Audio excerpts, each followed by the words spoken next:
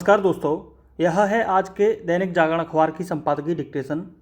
इसमें कठिन शब्द जो भी होंगे उनको मैं आपको पहले बताऊंगा, उसके बाद डिक्टेशन शुरू की जाएगी। 80 शब्द प्रति मिनट। सबसे पहले है बारामूला। बारामूला, आतंकी,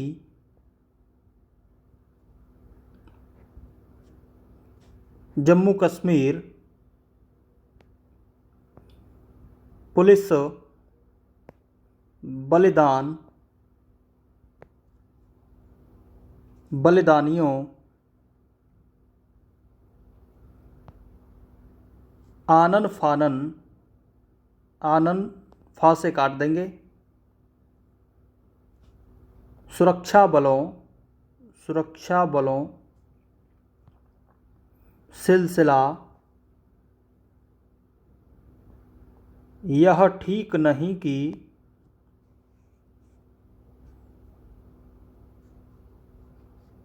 उत्सर्ग,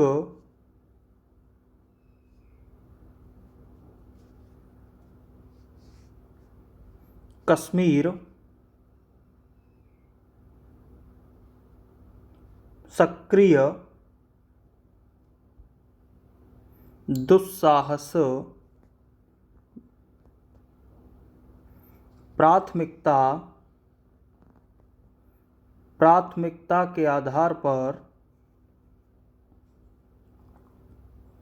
पाकिस्तान,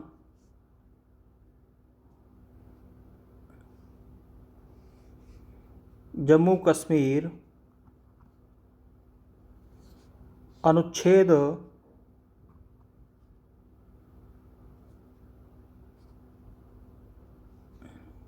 अलगाववादियों,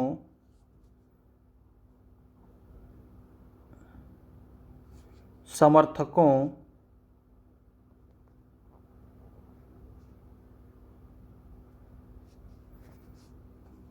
पाकिस्तान परस्त,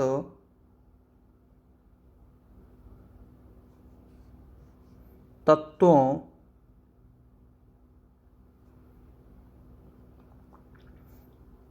परिदृश्य,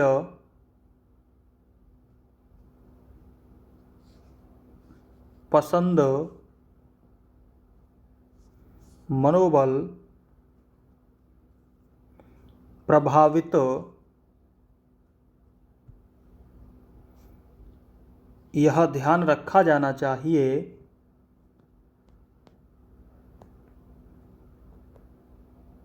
मददगार, अमन चैन, प्रोत्साहित, सशक्त, सशक्तिकरण आएगा तो,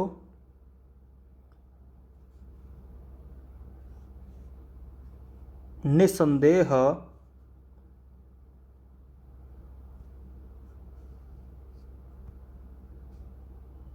चौकसी,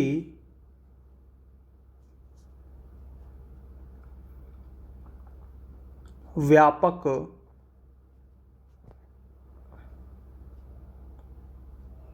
बदलाव,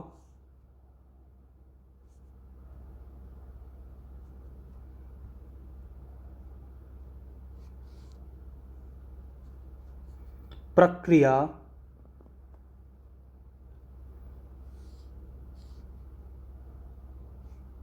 दुनिया भर में,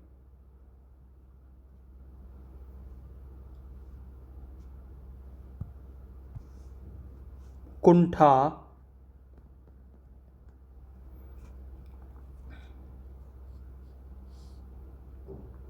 रह रहकर,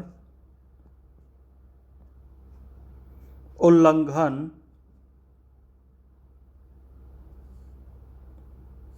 घुसपैठ,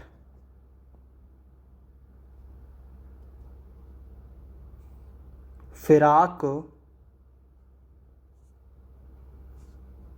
संघर्ष विराम, संघर्ष विराम, उल्लंघन। एक साथ संघर्ष विराम लिखते हैं तो शॉर्ट हैंड में विराम इस तरीके से लगाया जाता है। तो संघर्ष, इसको यहीं पे काट देंगे, संघर्ष विराम, संघर्ष विराम।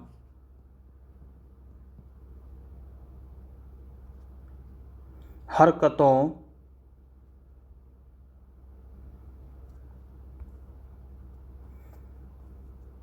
तो दोस्तों ये थे शब्द डिक्टेशन में आने वाले, आप इनको प्रैक्टिस करें। तो चलिए डिक्टेशन शुरू करते हैं। 80 शब्द प्रति मिनट की गति से। स्टार्ट।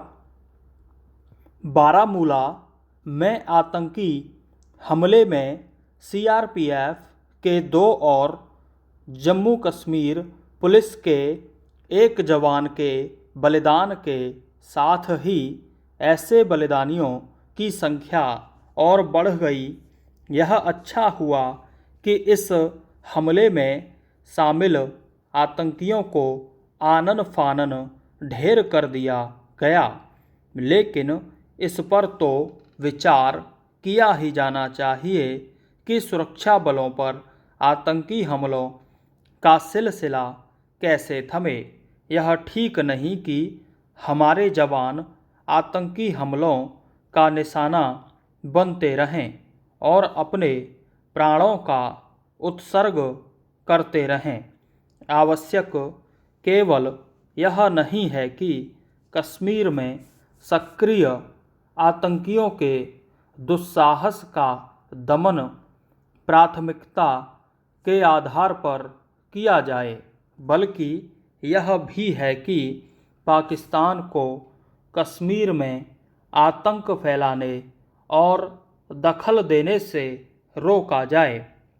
वैसे हालात किसी कीमत पर नहीं पैदा होने देने चाहिए जो 1 साल पहले थे।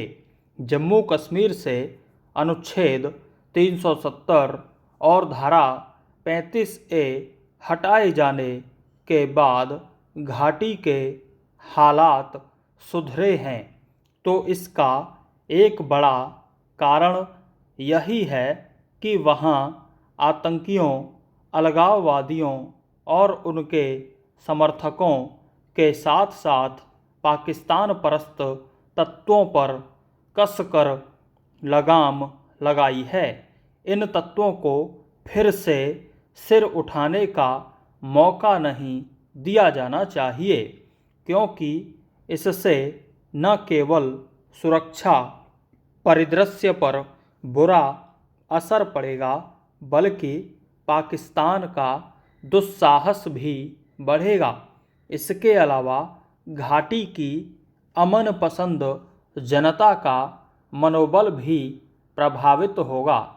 यह ध्यान रखा जाना चाहिए कि कश्मीर के हालात सुधारने में सबसे मददगार वहाँ का वह तबका ही है जो अमन चैन के पक्ष में है।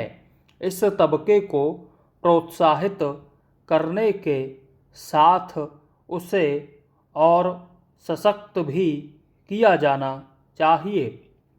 यह काम तभी हो सकेगा जब आतंकियों पर लगाम लगाने में सफलता मिलेगी। निस्संदेह यह एक कठिन काम है, लेकिन इस पर सबसे अधिक ध्यान देना होगा। इस क्रम में यदि सुरक्षा चौकसी के स्तर को बढ़ाने अथवा उसमें व्यापक बदलाव लाने की ज़रूरत हो तो उसकी पूर्ति भी करनी होगी। ऐसा होने पर ही जम्मू कश्मीर में राजनीतिक प्रक्रिया को आगे बढ़ाने में मदद मिलेगी। इसमें संदेह नहीं कि जम्मू कश्मीर से अनुच्छेद 370 हटाने के बाद दुनिया भर में शोर मचाने के बावजूद पाकिस्तान की कहीं कोई सुनवाई नहीं हो रही है, लेकिन इसका खतरा तो है ही कि वह कुंठा का शिकार होकर कश्मीर में आतंकियों की खेप भेजने में न जुट जाए। वैसे भी वह चैन से नहीं बैठा है। उसकी सेना की ओर से संघर्ष विराम का रह रहकर होने वाला उल्लंघन यही बताता है कि वह आतंकियों की घुसपैठ कराने की फिराक में रहता है। इससे संतुष्ट नहीं हुआ जा सकता कि संघर्ष विराम उल्लंघन का मुंह तोड़ जवाब दिया जाता है, क्योंकि यह तो एक तथ्य है कि वह अपनी हरकतों से बाज नहीं आ रहा है।